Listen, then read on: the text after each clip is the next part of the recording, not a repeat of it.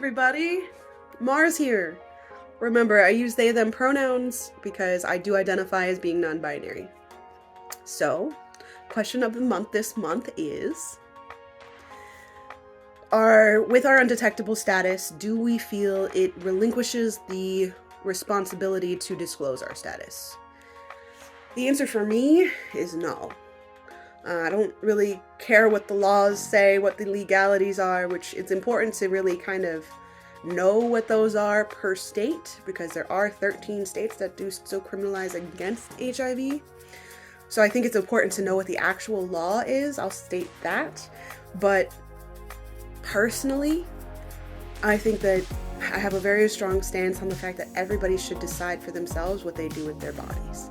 I was a part of a lot of studies and things as a kid that I didn't consent to necessarily. My parents did, and I'm still alive because they did, but as an adult, I feel very particular about subjecting myself to certain studies and things like that because I have a choice and I get to decide. And so after doing my own research, I decide for myself whether or not I'm going to participate, But I feel like it's important to know and understand that undetectable status means I can't transmit HIV to anybody. It means that that virus is dormant in my body. I've done everything that I need to do. So I was born HIV positive. I'm 35 years old. I've been undetectable since I was 15 years old, which is 20 years. So, and I didn't start dating until I was 17, and I didn't have sex for the first time until I was 19, and it was with a female. And there's really no statistics on HIV being transmitted between females anyway, even with a detectable status. But my status was undetectable before I even started having sex. So with that said, I've kind of always had the approach of telling people about my status from the beginning. Even though I'm undetectable, and I have been undetectable since I was 15, I still feel like you deserve to know that I have HIV, which means even though I'm undetectable right now, and this is not to instill fear in anybody, and even though I'm undetectable right now, I could become detectable again.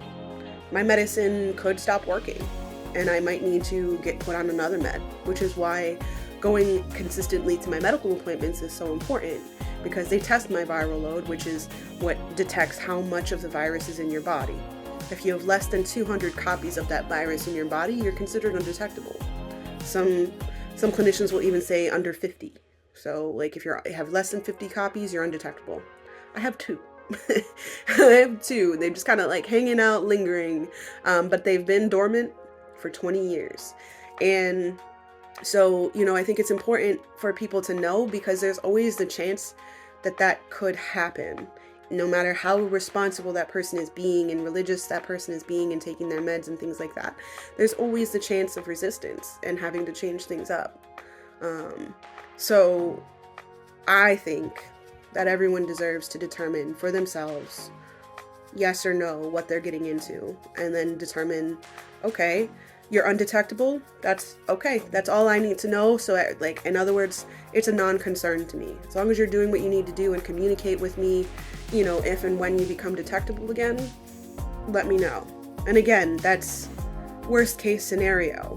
Typically, as long as you're taking your meds and going to the doctor the way you should, you'll stay undetectable for the most part. It's pretty certain. So, and it is certain that if you're undetectable, you cannot transmit HIV to anyone.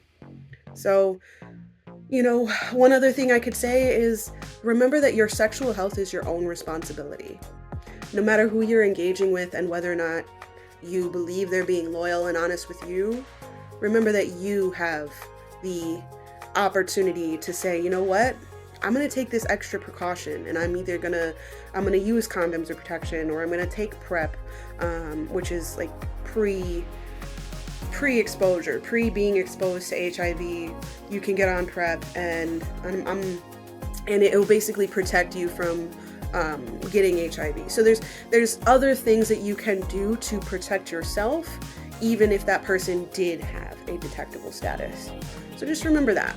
There are things that you can do for yourself to ease your own mind if maybe you're the person who's HIV negative in a positive relationship. That's my take on this month's question. Peace out, everybody.